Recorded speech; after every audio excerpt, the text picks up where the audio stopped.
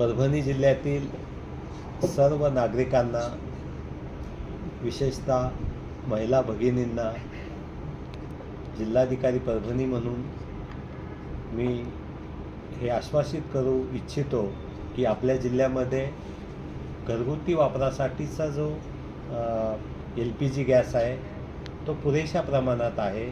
कुणीही अफवावर विश्वास ठेवू नये, घाबरून जाऊ नये. पुरेसा साठा आपल्याकडे आहे आणि प्रत्येक नागरिकाला घरगुती वापरासाठीचा जो गॅस सिलेंडर पाहिजे तो आपण देऊ शकतो. त्यामध्ये कुठलीही अडचण नाही.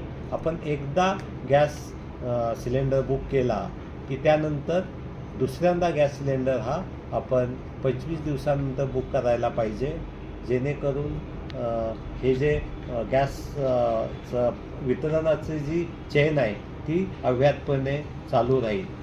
आपण घाबरून जाऊन आज एक गॅस सिलेंडर बुक केला, लगेच 4 दिवसांनी केला, असं करण्याची आवश्यकता नाही. आपल्याला नियमितपणे LPG गॅस हा घरगुती स्वरूपात मिळेल. दुसऱ्या बाजूला हा जो घरगुती गॅस आहे त्याचा वापर घरगुती स्वयंपाक आणि या कारणाच्या अनुषंगानेच होणं अपेक्षित आहे. व्यापारी किंवा औद्योगिक कारणासाठी याचा वापर होता कामा नये.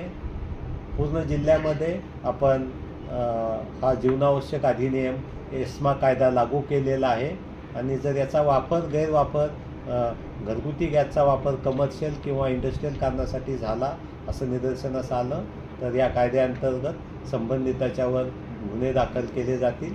आपण भरारी पथकं नेमलेली आहेत, ज्यामध्ये तहसीलदार, पोलीस निरीक्षक आणि पुरवठा विभागाचे अधिकारी यांचा समावेश आहे.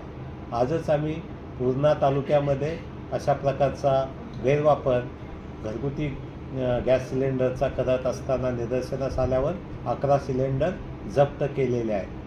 जिल्ह्यामध्ये सर्व ठिकाणी ही भरारी पथकं कारवाई करतील आणि असं कुठेही जर गॅस सिलेंडर जे घरगुती कारणाचं आहे ते व्यापारी कारणासाठी किंवा औद्योगिक कारणासाठी वापरलं तर त्याच्यावर नक्कीच कारवाई करण्यात येईल.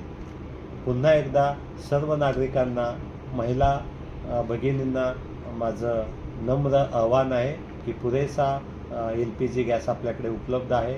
आपण बिलकुल याबाबत आश्वस्त राहावं आणि आपण जेव्हा जेव्हा नियमितप्रमाणे बुकिंग करत होतो तसं आपण बुकिंग करायला पाहिजे.